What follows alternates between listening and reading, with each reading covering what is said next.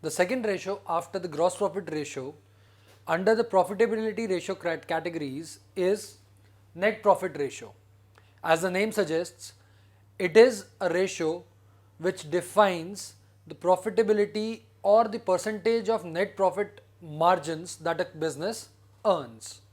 So it can be calculated as net profit upon net sales, and as I just said, this ratio, it tells us about the net profit margins. The net profit margins that a business is able to earn. Since it is profit margin, so it automatically implies that higher the ratio, better it is considered for the business. Like for example, a business has a net profit ratio of 15%, 15, that is 15%. That means for every 100 rupees sale, the business is earning 15 rupees as net profit. Now students, you should always remember a point here.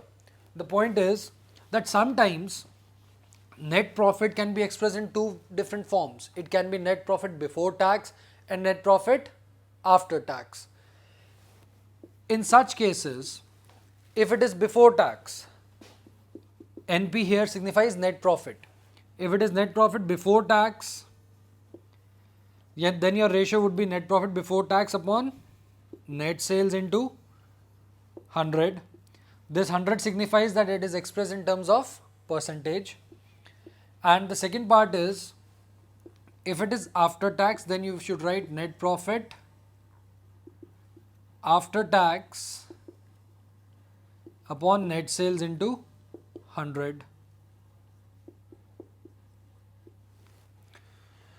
So students, this ratio can also be divided and calculated in two different parts. One is net profit before tax and net profit after tax. But usually at your level, it is always given as net profit. So the net profit ratio is net profit upon net sales into 100. Let us see how we can calculate various components. There are two components in this, net profit and net sales. We all know that net sales can be calculated as sales minus sales return and net profit.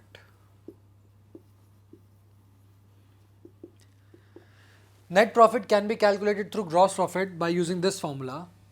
This is gross profit minus operating expenses.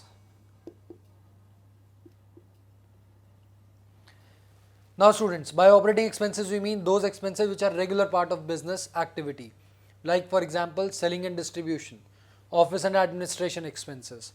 They are part of operating expenses. Then from this we will deduct non-operating expenses. Now what are non-operating expenses? Those expenses which are not a regular part of business.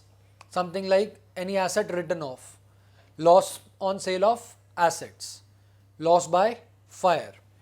They should also be deducted. And lastly, we will add non-operating incomes or gains. Any gains or incomes which are of non-operating nature, which are not of regular nature.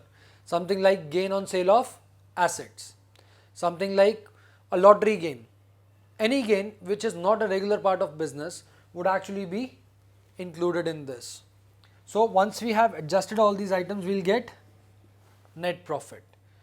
So using these components we can calculate net profit ratio.